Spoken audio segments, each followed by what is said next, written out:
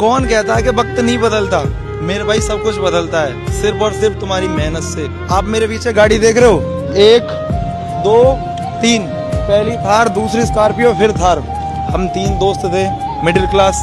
कभी हमारी बुलेट तक लेने की हैसियत नहीं थी कि बुलेट भी अपने पैसों से ले पाए, पर भाई हमने बहुत मेहनत करी। आज अपनी मेहनत से ये मेरे दोस्त की पसंद थार, एक मेरे दोस्त की पसंद स्कॉर्पियो, और वो मेरी पसंद थार। छोटी सी एज में हम जॉब ढूंढने की जगह अपने सपने पूरे कर रहे हैं, अपने माँ बाप का नाम रोशन कर रहे हैं, और भाई अपने सपनों को कहीं इधर उधर जाने नहीं दे रहे, जो हमने अपने खुले आंखों से देखा। और भाई ये है मेरा दोस्त, मतलब शकल से गरीब लगेगा, अंकल को गाड़ी दिखा के आऊंगा। शकल से गरीब लगेगा, पर इसने ही थार खरीदी है। तो भाई मेरे भाई बहुत मेहनत करो, कभी किसी से पीछे मत रहो। तुम्हारी मेहनत ही होगी जो तुम्हें आगे लाएगी और तुम्हारा नाम रोशन करेगी।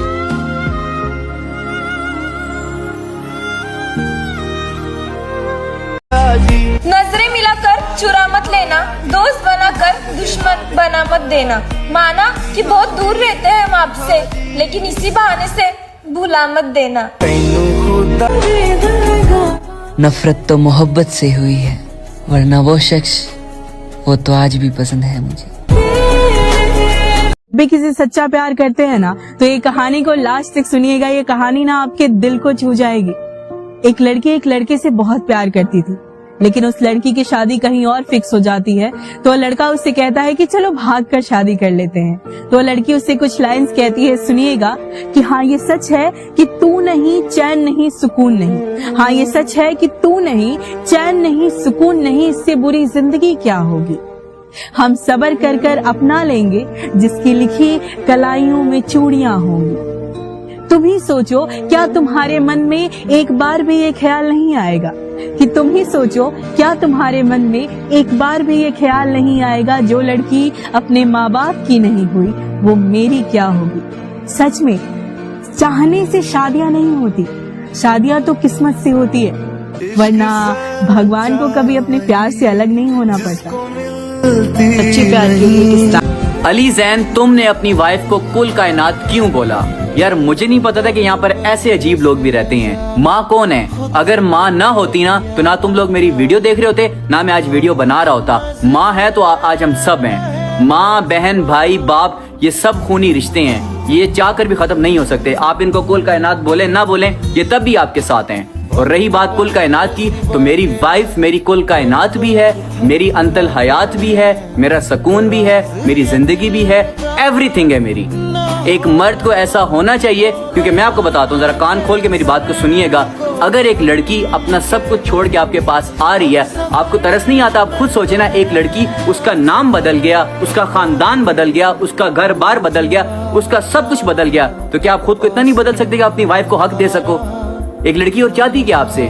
मुझे बता दो, शादी हो जाए। लड़की का ये बोलती है कि मुझे पैसे दे दो, मुझे घर दे दो, मुझे ये दे दो। नहीं, वो आपसे सिर्फ और सिर्फ इज्जत मांगती है और प्यार मांगती है। अगर आप उसे इज्जत ना दे सको, अगर आप उसे प्यार ना दे सको, अगर आप उसे रुतबा ना दे सको, तो मैं कहता हूँ लानत है, ऐसे आपके मर्द होने पे लानत है।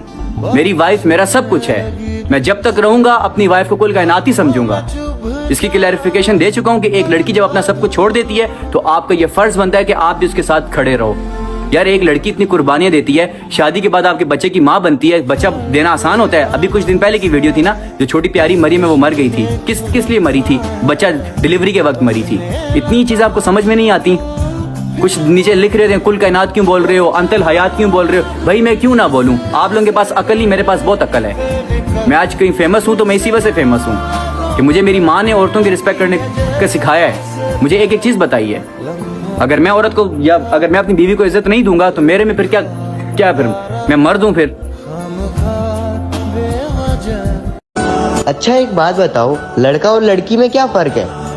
कि लड़का नाचे तो डांसर और लड़की नाचे तो तवायफ। फर्क तो है। जब लड़का करे मोहब्बत 2-4 से, जब प्ले बॉय और एक्टर, और लड़की 2-4 से दोस्ती कर ले तो गंदा उसका कैरेक्टर। फर्क तो है। लड़कों के हिस्से में आई जमीन, जायदाद और गाड़ी की चाबियां, और लड़की के हिस्से में आई सिर्फ घर की इज्जत। फर्क तो है। तुम जाओ ऑफिस और आकर खाओ खाना, वो जाए ऑफिस और आकर बनाए खाना। फर्क तो है। लड़कियां तो डायरेक्ट जाएगी सीधा स्वर्ग में, पूछो क्यों भला? उनके लिए दुनिया ऑलरेडी नर्क तो है। फर्क तो है। एक तारीख आ रही है जिसे 16 दिसंबर कहते हैं। जानते हैं इस दिन क्या हुआ था? नहीं जानते आप लोग, मैं आपको याद दिलवाता हूँ। 2014 16 दिसंबर सुबह 8 बजे फूलों का जनाजा पढ़ाया गया था। कभी सुना था आप लोगों ने कि फूलों का जनाजा होता है? वो उस दिन हुआ था।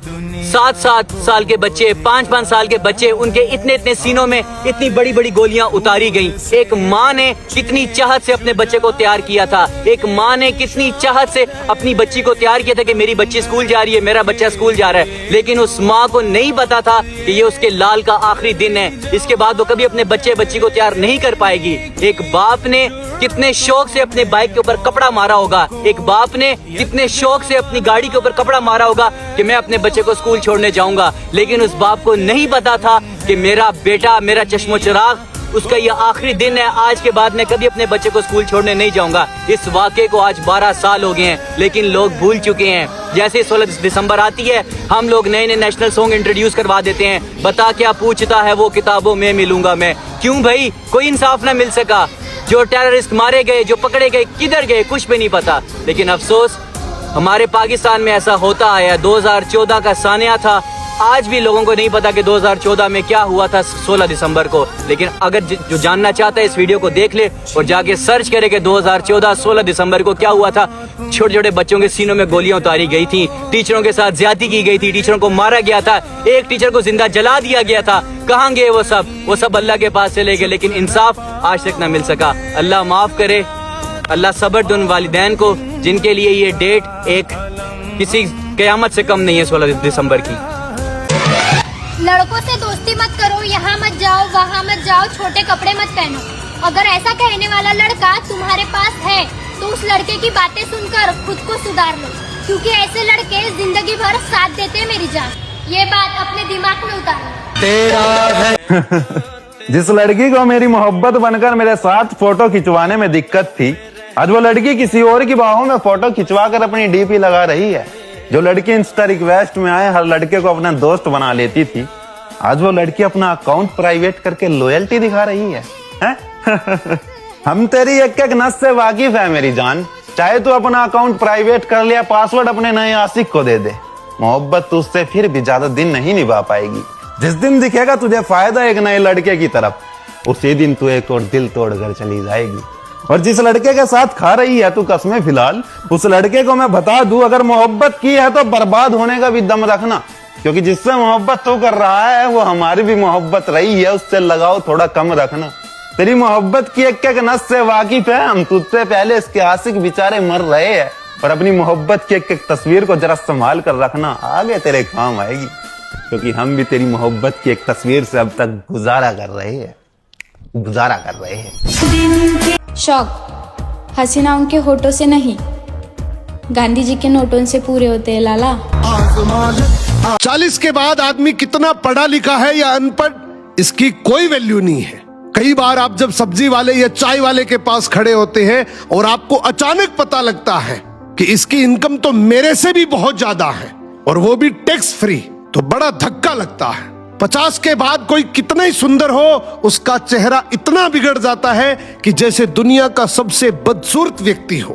तो 50 के बाद सुंदरता की कोई वैल्यू नहीं है। 60 के बाद आप कितने बड़े ऑफिसर पोस्ट पर हो, आपके एक साइन से ये पूरा सिटी चलता था, पर अब आपको वहां का जो गार्ड है, चपरासी है, वो भी सलाम नहीं करेगा। तो 60 के बाद बड़ी और छोटी पोस्ट की कोई वैल्यू नहीं है। 70 के बाद आपका छोटा घर है या बड़ा घर, इसकी कोई वैल्यू नहीं है, क्योंकि जब घुटनों में दर्द होता है तो बड़ा घर ज्यादा तकलीफ देता है। इस रूम से उस रूम में या नीचे वाली बिल्डिंग से ऊपर वाली बिल्डिंग में, तो यहाँ छोटा घर ही आराम देता है। 70 के बाद छोटे या बड़े घर की कोई वैल्यू नहीं रहती। और 80 के बाद आपके अकाउंट में चाहे करोड़ों रुपए पड़े हो, पर खानी आपके टेबल पर पड़ी कुछ 100 रुपए की दवाइयां ही है।